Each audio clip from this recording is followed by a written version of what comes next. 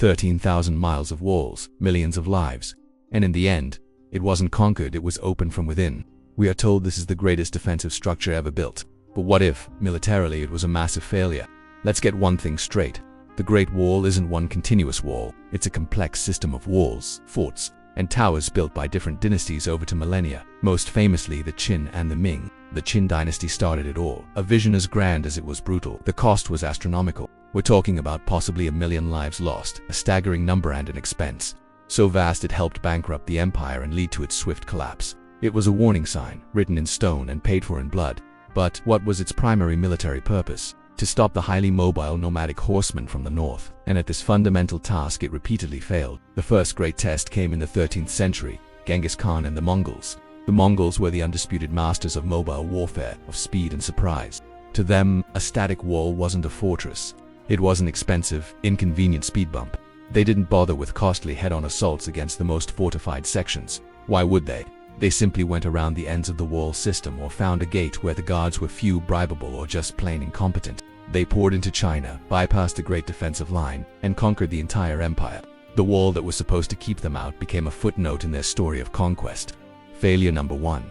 Centuries later, after finally driving the Mongols out, the Ming Dynasty rose to power, and they became obsessed, wanted by the memory of the Mongol conquest. They vowed to build the perfect wall, the ultimate defense. The magnificent, towering, cannon-laden structure we recognize today is largely their creation. It looks truly impenetrable, a masterpiece of military engineering. They poured their entire treasury, their national focus, and the lives of countless more workers into this project. But this very obsession created a new, fatal weakness. By draining the treasury to build the wall, they couldn't afford to pay the very soldiers who were meant to defend it. This brings us to 1644, one of the most pivotal moments in Chinese history. A massive peasant rebellion was at the gates of the capital, Beijing. The Manchu army, another powerful nomadic force, was gathered just outside the Great Wall, and caught between them was the Ming general, Wu Sangui, guarding the crucial Shanhai Pass. His soldiers were starving, mutinous, and the dynasty he swore to protect was crumbling from within. Trapped, Wu Sangui made a fateful choice. He decided to cut a deal with the barbarian Manchus on the outside to help him defeat the rebels on the inside. He personally opened the gates of the Shanhai Pass, the most heavily fortified point on the entire Great Wall.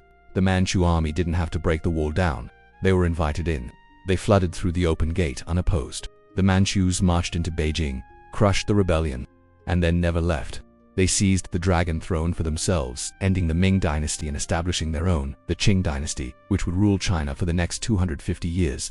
The greatest wall in history, the product of centuries of labor and unimaginable cost, was ultimately defeated by one man turning one key in one gate. So, was it all a total failure? From a purely military standpoint, you have to say yes. It failed its two biggest tests against the Mongols and the Manchus. It couldn't stop them. But some historians propose a different, more cynical purpose for the wall. Perhaps it wasn't just about keeping nomads out, but also about keeping Chinese citizens in. The wall's gates were critical checkpoints for controlling trade along routes like the Silk Road, taxing merchants, and preventing farmers and soldiers from deserting the empire. It was an instrument of internal control as much as external defense. In the end, the Great Wall stands as a monumental symbol, a testament to human ambition and persistence. But it also teaches us a powerful lesson. No wall, no matter how high or strong, is more secure than the people who guard it. And no physical defense can ever be greater than the loyalty, stability, and well-being of the society within. If you want to explore more stories that challenge what you think you know about history, make sure to subscribe. Thanks for watching.